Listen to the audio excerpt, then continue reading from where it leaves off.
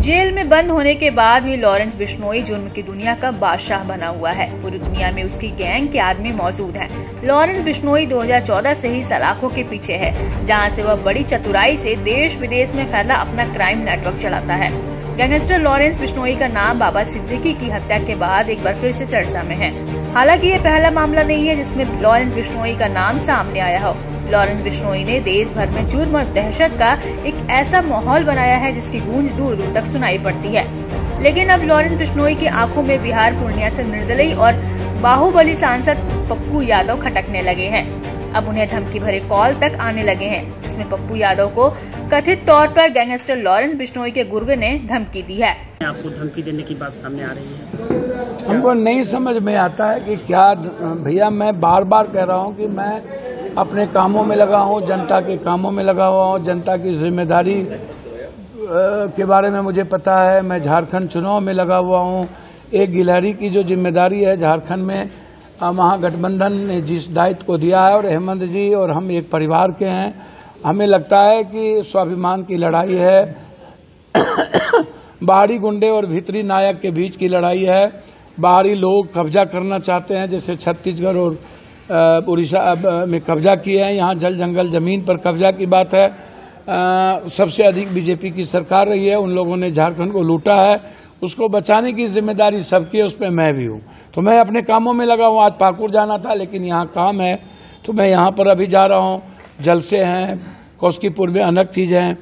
क्या हो रहा है क्या नहीं हो रहा है, जो काम मेरा है मैं कर रहा हूँ, जो काम सरकार की है सरकार करे। सरकार को पसंद नहीं है। मैं कई बार कह चुका हूँ कि नीतीश कुमार जी के जो इर्द गिर्द रहने वाले लोग हैं, जो लुटेरे लोग हैं, जो नीतीश कुमार जी चाहते पप्पू यादव से मिले, लेकिन नीतीश कुमार को कोई पप्पू यादव से मिलने नहीं देता। तो ऐसे लोग जो माफिया से मिले हुए हैं, जमीन माफिया से, वो लोग नहीं चाहते हैं। वो लोग गलत लोगों को सामने लाना। मैंने उनके चीफ सेक्रेटरी से बात की, उनसे डीजी से बात की, आईजी से बातचीत किया, होम मिनिस्टर से बातचीत की। मैंने तो कहीं ओपन नहीं किया। जब सोशल मीडिया के पेज पर किसी लोगों ने मलेशिया से, रात भी जैसे मलेशिया से लोगों ने धमकी दी, तो वो उनका काम है धमकी देना। मेरा काम है हाथी चले बाजार कुत्ता भूखे हजार। मेरा काम है अपना काम करना। ये भी जो जरूरत नहीं है इस सुरक्षा को भी लौटा ले। मैंने चिट्ठी लिख दिया कि आप अपनी सुरक्षा लौटा लीजिए, मैंने लिख दी। इससे जुड़ा ऑडियो भी वायरल हो रहा है। हमारा चैनल इस वायरल ऑडियो की पुष्टि नहीं करता है। किसी और से नमस्ते जी, कैसे हैं बताइए। मैं पीए हूँ साहब का। पीए हैं साहब का? जी पप्पू यादव जी एमपी साहब के। बताइए ना, बताइए मालिक। बताइए क्या आदेश है। आदेश तो कुछ नहीं है जी। आदेश इतनी है कि गलत कमेंट या कहीं किसी के खिलाफ बोलना सोच समझ के बोलना चाहिए भैया। किसी के खिलाफ, क्या कह रहे हैं हम? किसी के खिलाफ और किसी के सही चीज के खिलाफ जो बात, जो नॉर्मल में जो ट्वीट करते हैं ना, किसी भी घटना को लेके, किसी भी परिस्थिति को लेके, वही ट्वीट होता है। कोई किसी व्यक्ति के बारे में, किसी चीजों के बारे में कोई मतलब उन्हें नहीं रहता है। वो ट्वीट जब कोई घटना घटती है तो एज ए पॉलिटिकल ट्वीट होता है। तो पॉलिटिकल ट्वीट वो अपना करते हैं। उसमें कोई भाई साहब से आपकी क्या दुश्मनी है? नहीं कोई दुश्मनी। ऊपर वाला देखिए, एक बार जानिए। पप्पू कर्मकांड दोनों करते हैं जी, कर्मकांड दोनों करते हैं भैया। कर्म करिए, बाद में भाई साहब की वो डायलॉग तो सुना होगा भैया। एक बात करने में भी आसानी होगी भैया, एक बात समझिए, मैं आपको बता दूं, बहुत क्लियर हूं मैं इस मामले में कि पप्पू यादव जी देश के 7 बार इंडिपेंडेंट एमपी रहे हैं। और उससे मतलब हम पॉलिटिक्स से जुड़े हैं ना, हम जाने जो हमारे रास्ते में आएगा, मेरी बात से उसके साथ जो आज हो रहा है वही होता जाएगा। आपके रास्ते में ना कोई जा रहा है, ना जाता है, ना जाएगा। वो पॉलिटिकल चीजें हैं, पॉलिटिकल चीजें होती रही है, बात करते हैं। पॉलिटिकल उन्हें पॉलिटिकल नाले, किसी के खिलाफ बोलना, किसी को शब्द बोलना पॉलिटिकल नहीं है। बाकी हम देख लेंगे, एक बार फोन करने का मकसद यही था, सुधर जाओ, नहीं आगे तो देख ही लेंगे हम।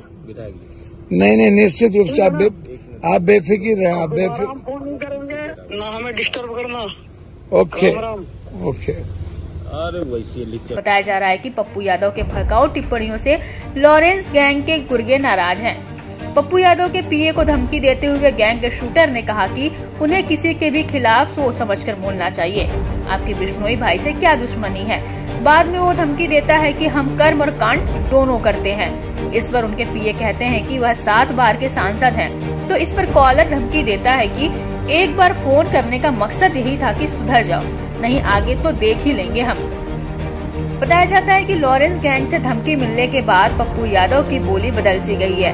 अब वो अपनी सुरक्षा को लेकर खासे चिंतित हो गए हैं। फिलहाल पप्पू यादव को वाई कैटेगरी की सिक्योरिटी मिली हुई है, मगर उन्होंने गृह मंत्रालय से मांग की है कि इसे बढ़ाकर जेड श्रेणी का किया जाए। दरअसल बीते दिनों महाराष्ट्र के पूर्व दिग्गज मंत्री और सलमान खान के करीबी बाबा सिद्दीकी की हत्या के तार लॉरेंस गैंग से जुड़े हैं, जिस पर पप्पू यादव ने लॉरेंस गैंग को आड़े हाथ लेते हुए जमकर सुनाया। इसके बाद से हालात ऐसे बदले कि पूरा मामला अब पप्पू यादव बनाम लॉरेंस बिश्नोई हो गया। बाबा सिद्दीकी की हत्या से भड़के पप्पू यादव ने लॉरेंस बिश्नोई को 2 टके का अपराधी करार दिया था। पप्पू यादव यही नहीं रुके, उन्होंने कहा कि अगर कानून उन्हें इजाजत दे तो वह 24 घंटे में लॉरेंस गैंग को खत्म कर देंगे। एक कुख्यात अपराधी जेल में बैठकर लोगों को धमकी देता है, उनसे पैसे मांगता है, जान से मारने की धमकी देता है, कईयों को मौत के घाट उतार चुका है। बावजूद इसके सब मूक दर्शक बने हुए हैं। पप्पू यादव के इस बयान ने आग में घी डालने का काम किया। पप्पू यादव के समर्थकों ने तो तक कहना शुरू कर दिया कि वह पुराने गैंगस्टर रहे हैं, लॉरेंस जैसे नए लोग उनके आगे नहीं टिक सकते। वहीं लॉरेंस समर्थकों का दावा है कि वो जब चाहे जिसे चाहे मौत के घाट उतार सकते हैं।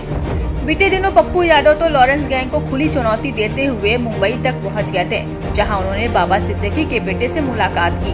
उन्होंने खुद बताया कि वह सलमान खान से भी मिलने वाले थे, मगर वह शूटिंग में बिजी थे, इसलिए उनसे फोन पर बात की।